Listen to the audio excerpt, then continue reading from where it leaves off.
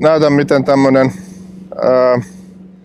pystypilkki toimii tavallaan korvikkeena tällaiselle tavalliselle kumijigille, eli käytän tätä pystypilkkiä niin kuin jigaustekniikkana. Eli mulla on tällä kertaa tämmönen Nilsmasterin kenopilkki, 17 grammanen, mikä on laitettu perään värikoukku.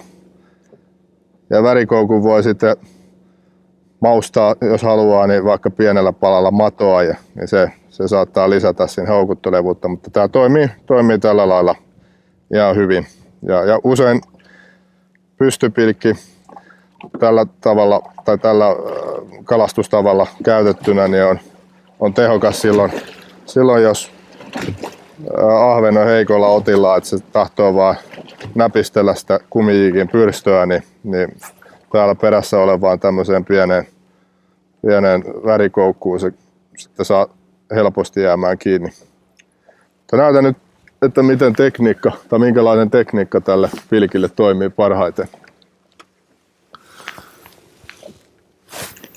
Heitetään oletettua kalapaikkaa. Me ollaan aikaisemmin ajettu tämän kaikuluotaan, meillä on luodattu tuommoinen matalikko ja löydetty sen matalin kohta, missä on noin 6 metriä ja ollaan parkkeerattu vene sen matalikon reunalle, missä on noin 9 metriä vettä. Ja tämä pilkki heitetään sinne matalikon päälle, missä me nähtiin ne kalat, ja annetaan sen vajota pohjaan. Ja tässä on yksi hyvä tämmöinen tekniikka huomata, että miten se pilkki on siellä pohjassa, eli silloin se siima on ihan löysänä näin, kun se on löytänyt pohjan. Kiristän sitä pikkasen ja aloitan kelaamaan. Kelaan 3-4 kierrosta ja odotan. Kelaan 3-4 kierrosta ja odotan. Eli siinä vaiheessa, kun se siima löystyy, niin se on palannut jälleen tuonne pohjaan niin kuin se siima löystyy. Ja sen jälkeen mä kelaan taas 3-4 kierrosta. Ja nyt siellä tarttu näköjään kiinni. Tää taitaakin olla kuha tällä kertaa. Tai ahven. Ei nyt se vähän luovutti taistelua, mutta joku kumminkin ihan ruokakala kokoinen kala sieltä on tulossa. Eli se kala auttaa usein siinä vaiheessa, kun se... Ei kun haukihan tämä.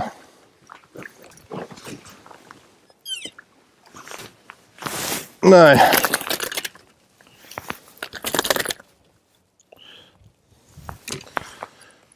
Eli kala ottaa yleensä siinä vaiheessa, kun se pilkki on vajomassa väristen pohjaan. Niin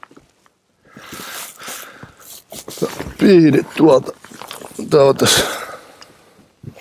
Tuolla.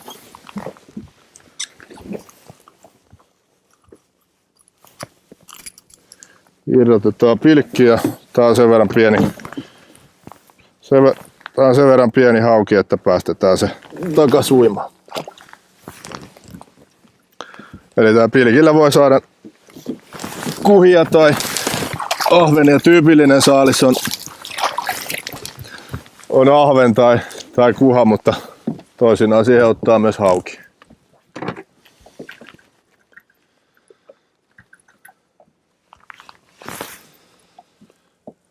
Ja jos pelkkää haukea yrittää pilkkiä, niin silloin tietysti peruke on paikallaan, mutta nyt se ei ole se meidän päätavoitekala, niin silloin pärjätään ilman perukettakin, etenkin jos se hauki ei nappaa. Otetaan tämä tekniikka uudestaan, eli heitetään tuohon matalikon päälle ja odotetaan, että siimaa tulee ulos tuolta kelalta.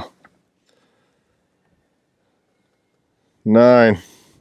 Siiman tuleminen kelalta loppuu.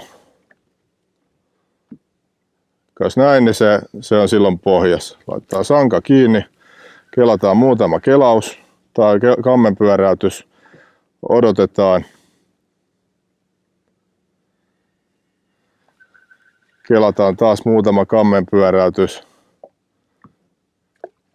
Ja odotetaan, eli silloin kun me kelataan sitä, se nousee noin 50 senttiä metrin sieltä pohjasta ylöspäin. Ja sen jälkeen se vajoaa tälle pilkille tyypillistä on se, että se vajoaa väristen kohti pohjaa ja se on se hetki, milloin se kala tarraa kiinni. Ja se kalan tarraaminen kiinni näkyy tuommoisena riuhtasuna niin kuin äsken, jos on hauki tai ahven sitten kiristää sitä siimaa tai nykistä, mutta se näkyy kyllä selvästi siitä siimasta.